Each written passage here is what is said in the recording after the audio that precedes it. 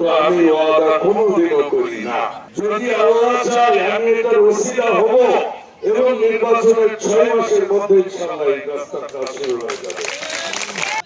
আমার নেত্রী বেগম খালেদা জিয়া যে বাড়িতে তার স্বামীকে নিয়ে 40টি বছর কাটিয়েছে, সেই বাড়ি থেকে আমার নেত্রী বেগম খালেদা জিয়াকে টানে হিসেবে ঈদের আগের দিন রাতে তাকে বের করে দিয়েছে। বন্ধুরা, তার অপরাধ, সে বাংলাদেশের সাধারণ মানুষের পাশে দাঁড়িয়েছে। তার অপরাধ, বাংলাদেশের স্বাধীনতা সার্বভৌমত্বকে রক্ষা করার জন্য রাজপথে মিটিং মিছিল করেছে। তার অপরাধ, 18 কোটি মানুষকে বাংলাদেশে রেখে শেখ হাসিনার মতো বিদেশে বাড়ি জমায় নাই, বিদেশে বাড়ি ঘর করে নাই, বাংলাদেশের বাইরে তার 1 শতাংশ সম্পত্তি পৃথিবীর কোন জায়গায় নাই, কোন জায়গায় তার বাড়ি ঘর নাই।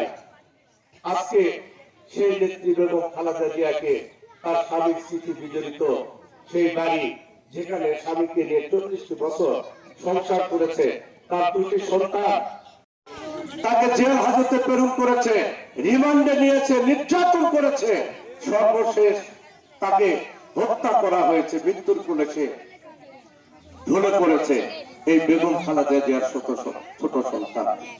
শুধু সেটাই নয়, প্রিয় মা বোনেরা, আপনাদেরই তো একজন অভিভাবক বেগম খালেদা জিয়া। তার ছোট ছেলেকে হত্যা করে ক্ষান্ত হয়ে যায় শেখ হাসিনা। তারপরে কি করেছে? তার বড় ছেলেকে ধরে নিয়ে যায় মিথ্যা মামলা দিয়ে, রিমান্ডের নামে তারেক রহমানের মেরুদণ্ড ভেঙে দিয়ে চিকিৎসার নামে আজকে বাংলাদেশ থেকে 6000 কিলো দূরে তাকে নিক্ষেপ করা হয়েছে। আজও তার দেশে আসতে পারে নাই। এবার আসার সময় প্র্যাকটিক্যালি দেখলাম রাস্তার কি তুলনা।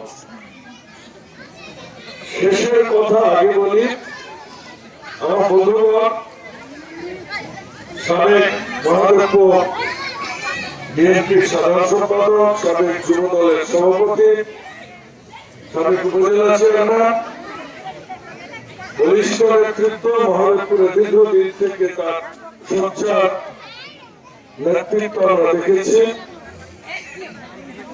জেল জুলুম খাটার নেতা আব্দুল সাত্তার নানু ভাই যে কথাটা বলেছেন যে রাস্তার ওয়াদা করে যেতে হবে, কিন্তু আমি ওয়াদা কোনোদিনও করি না। যদি আল্লাহ পাক সুস্থ রাখে, যদি আল্লাহ চায় আমি এটার ওসিলা হব এবং নির্বাচনের 6 মাসের মধ্যে ইনশাআল্লাহ এই রাস্তার কাজ শুরু হয়ে যাবে।